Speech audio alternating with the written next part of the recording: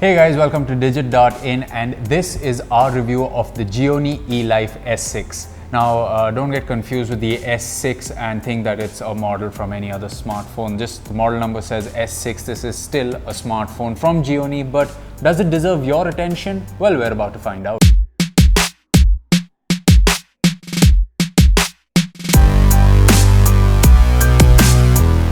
The design and build quality are perhaps the strongest aspect of the Gionee S6. The aluminum build of the phone is among the best in the sub 20K segment. In addition, it has a premium finish, and combined with a slim profile, the phone is quite the looker. Both the power and the volume rocker keys are located on the right. The buttons are nice and clicky and offer good tactile feedback. The device also has thin bezels, which keeps the overall size in check despite the 5.5-inch display. Sadly, there is no fingerprint sensor on the device. Moving on to the display, the Gionee S6 sports a 5.5-inch AMOLED panel. The viewing angles are good and so is the touch response, but the color saturation isn't true to life. You get warm, more saturated colors on this phone, which is one of the traits of the AMOLED panel. We would also like to point out that Gionee could have done a better job with a 1080p Full HD display, but all you get here is a 720p panel.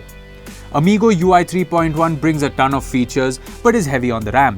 There is an iOS-like control center on the phone, which is revealed by swiping up from the bottom of the display and offers all the quick toggles one may generally find in the notifications drop-down. Then there are smart gestures available on the phone as well. For example, you can even clear all the apps by just shaking the phone.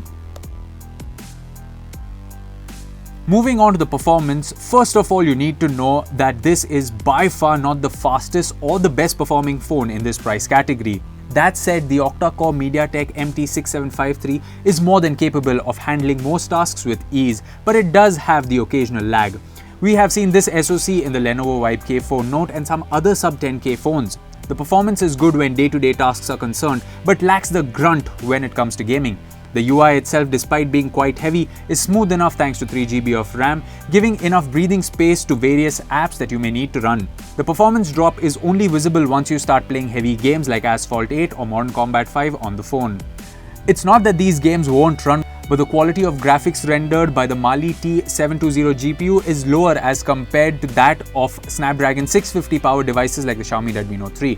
Overall, the Gionee S6 lacks serious firepower, making performance its weakest area. Now, the battery life on the Elife S6 is really commendable. I mean, we weren't expecting Gionee to pack in a 3150 mAh battery in such a slim smartphone.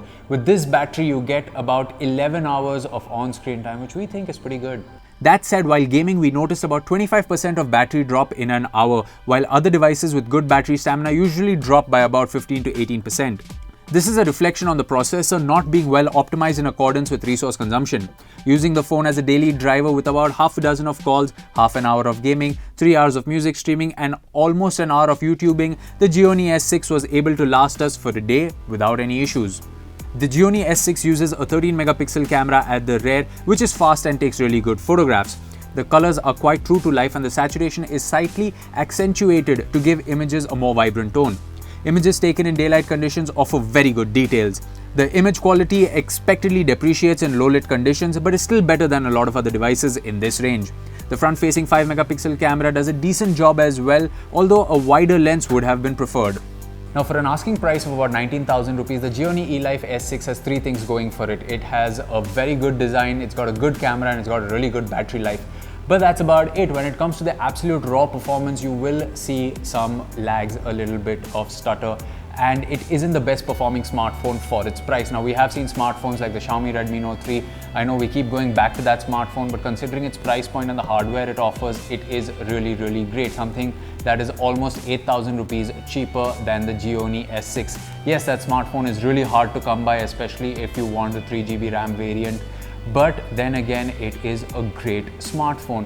So considering you are getting some really great smartphones for a lower price point, at least as far as performance is concerned, which is the heart of a smartphone, it is a little difficult to recommend the Gionee Elife S6. As always, you can let us know in the comment section below what you thought of this review. You can ask us questions about the product and we will do our best to answer them. And as always, if you like this video, hit the like button, and for more videos like this, you can subscribe to the Digit YouTube channel. We'll catch you in another video.